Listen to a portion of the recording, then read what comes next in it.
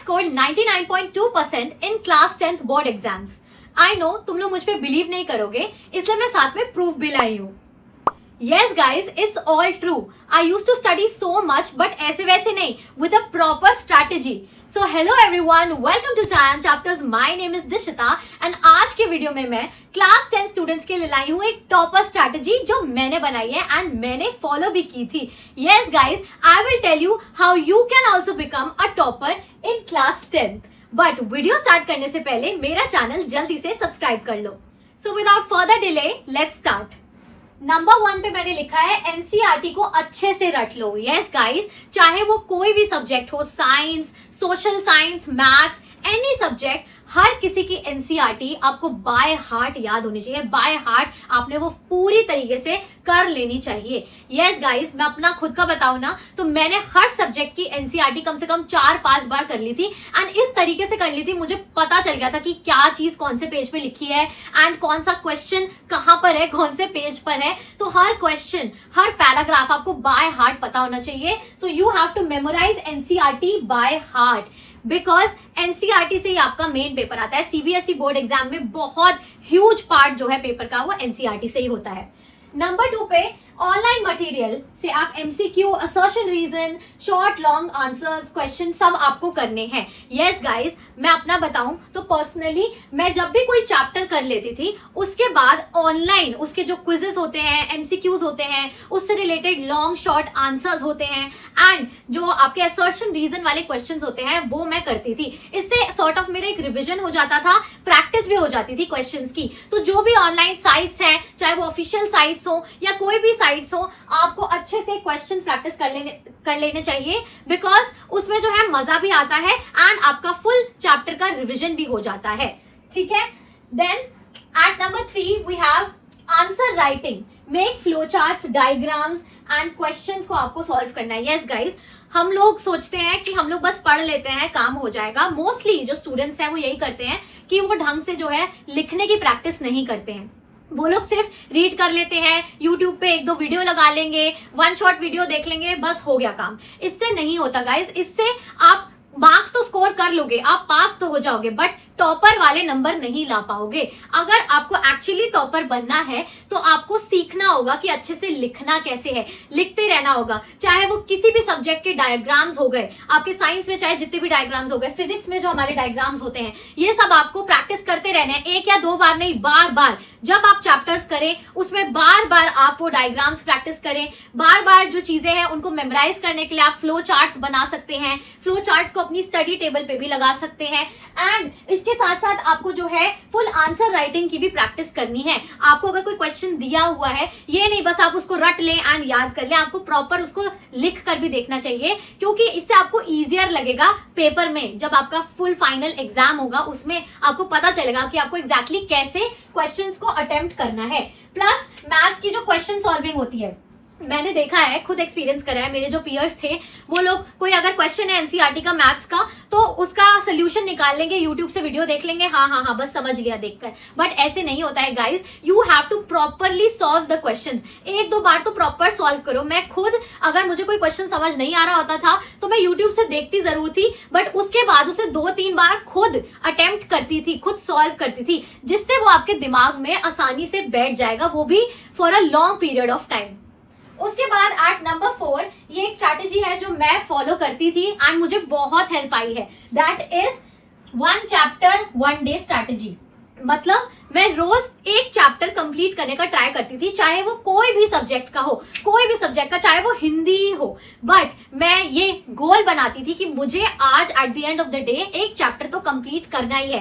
And complete का मतलब ये नहीं है कि आपने सिर्फ एनसीईआरटी से कर लिया, नहीं. एनसीईआरटी तो आपको करनी ही करनी है, बट उसके साथ साथ उसके प्रॉपर आपको क्वेश्चन आंसर्स देखने हैं एनसीईआरटी से भी एंड ऑनलाइन भी देखने हैं. जो ऑनलाइन इतनी सारी साइट्स हैं उसमें क्वेश्चन आंसर्स होते हैं, उसको भी आपको अटेम्प्ट करना है, उसका एक मॉक टेस्ट लगाना है एंड एमसीक्यूज उससे रिलेटेड सॉल्व करने हैं. As you all know guys, अब सीबीएसई के एग्जाम में असर्शन रीजन, एमसीक्यूज का बहुत बड़ा जो है पार्ट आ गया है एंड ये बच्चों को डिफिकल्ट भी ज्यादा लगते हैं क्योंकि लॉन्ग शॉर्ट क्वेश्चंस तो हम कैसे भी लिख ही लेते हैं, but MCQs and assertion reason में हमें दिक्कत आती है. तो इसलिए आपको एक चैप्टर एक दिन वाली स्ट्रैटेजी को अपनाना है एंड उससे रिलेटेड सारे क्वेश्चंस, एमसीक्यूज हो गए, सर्च एंड रीजन हो गए, लॉन्ग शॉर्ट क्वेश्चन हो गए, आप ऑनलाइन साइट से देखो, रेफरेंस बुक से सॉल्व करो, तभी पूरे फुल मायने में आपका वो एक चैप्टर कंप्लीट होगा। एंड आपको उस चैप्टर को कंप्लीट करके भूल नहीं जाना है गाइस, बिकॉज आपको उसे रिवाइज भी करना है इन द नेक्स्ट वीक। मतलब अगर मेरे मतलब हफ्ते में 7 दिन होते हैं, मैंने 7 चैप्टर कर लिए हैं अपने पूरे वीक में, बट अब बारी बारी करके मैं अगले वीक उनको एटलीस्ट 1 घंटा दूंगी रिवाइज करने के लिए भी, बिकॉज आप करके भूल जाओगे फिर अगर, क्योंकि आप रिवाइज नहीं करोगे। तो रिविजन इज वेरी इंपॉर्टेंट। आपने अगर कोई चैप्टर करा है तो उसे नेक्स्ट वीक एटलीस्ट 1 आवर देना है फॉर रिविजन।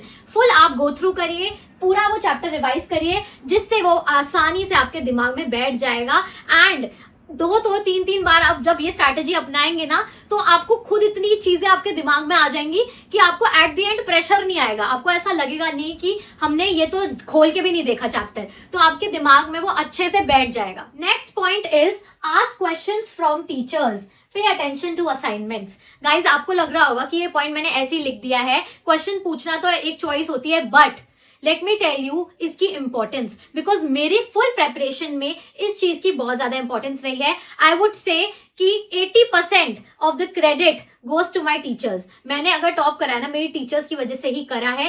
क्यों? बिकॉज मैं उनको रात को 2-2 बजे भी क्वेश्चंस पूछती थी एंड वो जवाब देते थे।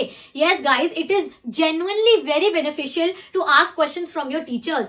वो मेरा क्वेश्चंस का जवाब देते थे बिकॉज मैंने उनके साथ ऐसा बॉन्ड बनाया था एंड वो समझ गए थे that I am serious, that I want to study. And अगर आप भी ऐसा बॉन्ड अपनी टीचर्स के साथ बिल्ड करेंगे, उनसे क्वेश्चंस पूछते रहेंगे, उनसे डाउट्स पूछेंगे अपने, तो वो भी आपको as a serious student consider करेंगे एंड आपकी सारी क्वेरीज को रिजॉल्व करेंगे। So it is very important आप क्वेश्चंस पूछो, बिकॉज आपको जवाब तो जरूर मिलेगा। ऐसा तो नहीं होगा कि कोई भी जेन्युइन टीचर आपकी क्वेरी सॉल्व नहीं करेगा, बट आप एक बार पूछ के तो देखो, बहुत फायदा होता है।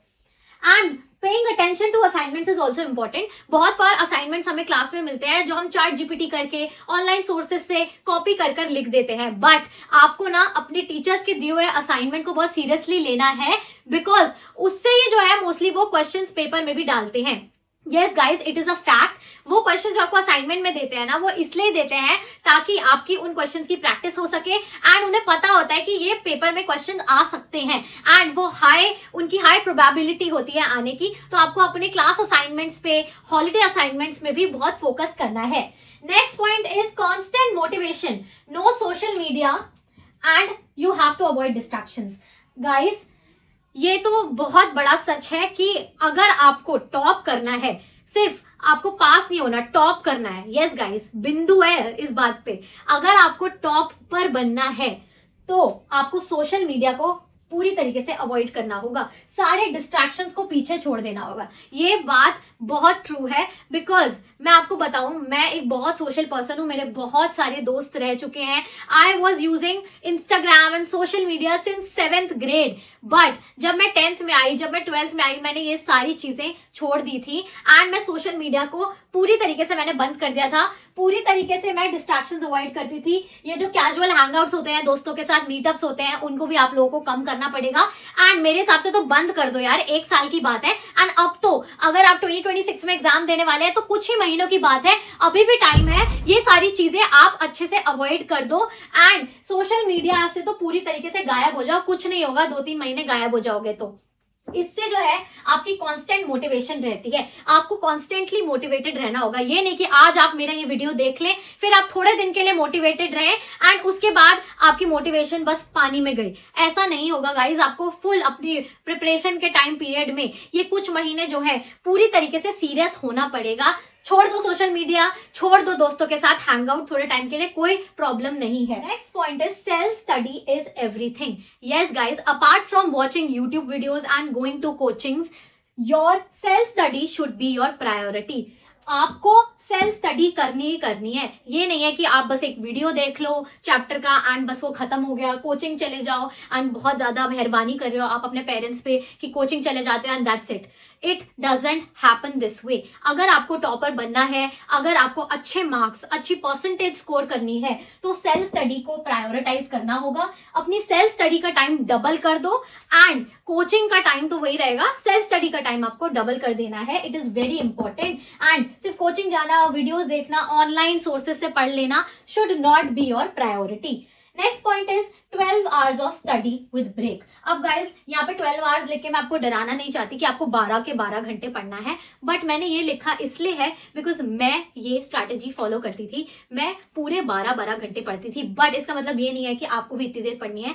मेरा जो स्ट्रैटेजी थी वो ये थी कि मैं बीच बीच में काफी ब्रेक्स लेती थी एंड मुझे चीजें याद भी बहुत देर में होती थी। हो सकता है कि आप इतने स्मार्ट हो कि आपको चीजें जल्दी याद हो जाती हो, बट मुझे बहुत टाइम लगता था एंड मुझे एक एक चीज समझने में बहुत टाइम लगता था। मैं बहुत ज्यादा डीप में घुस जाती थी, इसलिए मुझे बहुत देर लगती थी करने में।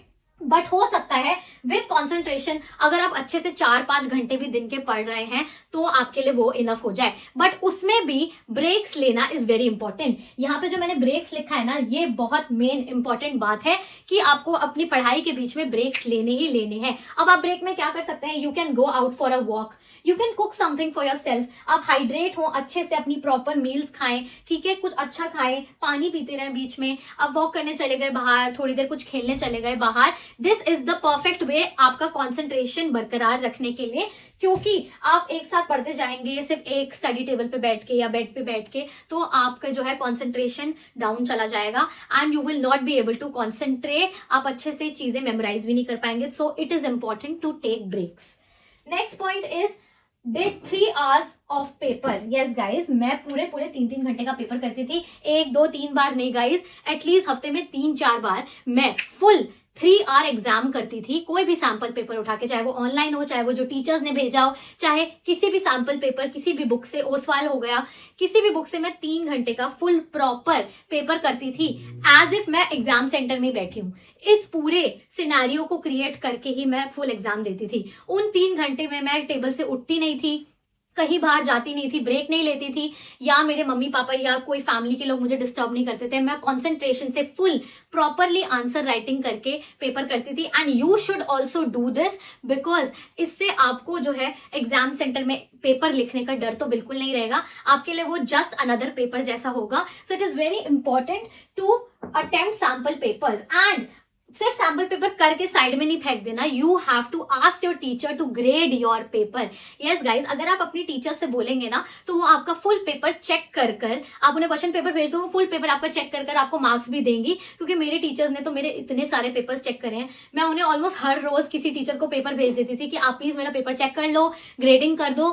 वो पूरा टाइम लेकर मेरा पेपर भी चेक करते थे और मुझे मार्क्स बताते थे, जिससे मुझे पता चलता था कि मैंने कहाँ गलतियां करी हैं, क्या चीजें मुझे इंप्रूव करनी है। वो सारी मेरी मिस्टेक्स मुझे बताते थे। So you should also do that. Then next point is don't compare yourself, just do whatever you are doing. आपकी जैसी स्ट्रैटेजी है, आपका जैसा पढ़ने का तरीका है, आप वैसे करते रहो। कंपेयर मत करो अपने आप को किसी से भी कि लोग क्या कर रहे हैं, कैसे कर रहे हैं। अगर आप कंपेयर करोगे तो आप आगे नहीं बढ़ पाओगे। अगर आपको लगता है कि आपके दोस्त किसी पर्टिकुलर तरीके से पढ़ रहे हैं तो हो सकता है आप उस वे से फैसिनेट हो जाओ कि वाओ यार, ये कितने अच्छे से कर पा रहे हैं, मैं क्यों नहीं कर पा रहे। बट इससे कुछ भी नहीं होगा। आपको अगर लगता है कि आप बहुत अच्छे से प्रिपरेशन कर रहे हैं तो आप अपने आप को कंपेयर मत करो। आपका तरीका बहुत अलग है। हर किसी स्टूडेंट का तरीका पढ़ने का, याद करने का, चीजें समझने का अलग होता है। So your way is totally unique to yourself, ठीक है। तो आपको अपने आप को कंपेयर बिल्कुल नहीं करना है।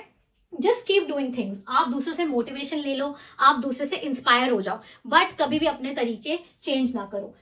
Then next and the last point is keep revising the basics. से मैंने पहले भी बताया कि रिविजन की इंपॉर्टेंस बहुत ज्यादा होती है। अगर आप बार बार बेसिक चीजें रिवाइज करते रहेंगे तो बहुत ज्यादा आपका पेपर करना एंड बहुत ज्यादा आपकी जो सारी चीजें समझना है वो इजी हो जाएगा। एंड बेसिक चीजें जो होती है ना, इसमें यूजुअली जो इजियर चैप्टर्स होते हैं, फॉर एग्जांपल इजियर चैप्टर्स हैं वो आप पहले कर लो, ठीक है। मैथ्स में, हर सब्जेक्ट में बहुत कुछ इजियर चैप्टर्स होते हैं जो जल्दी जल्दी लोग कर लेते हैं, सबको ऑलमोस्ट समझ आ जाते हैं। तो ये वाले जो बेसिक चैप्टर्स हैं आपको बाय हार्ट अच्छे से याद कर लेना है, ताकि आपके 30-40 नंबर जो हैं वो पक्के हो जाए पेपर में।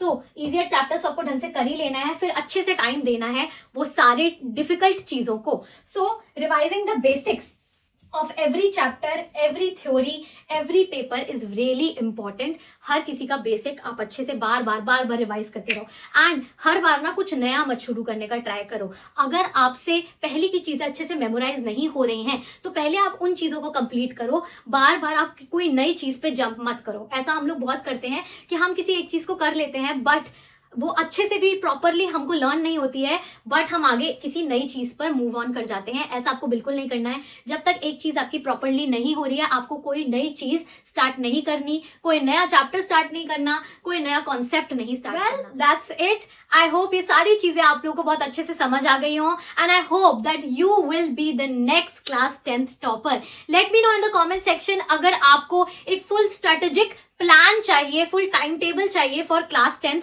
मैं वो भी ले आऊंगी, बट कमेंट सेक्शन में आप लोग लिख देना plan. And also let me know if you want to know the best sample paper and the best books for class 10th, उसके लिए आप बुक्स कमेंट सेक्शन में लिख देना। That's it guys, I will see you in the next one. Bye bye.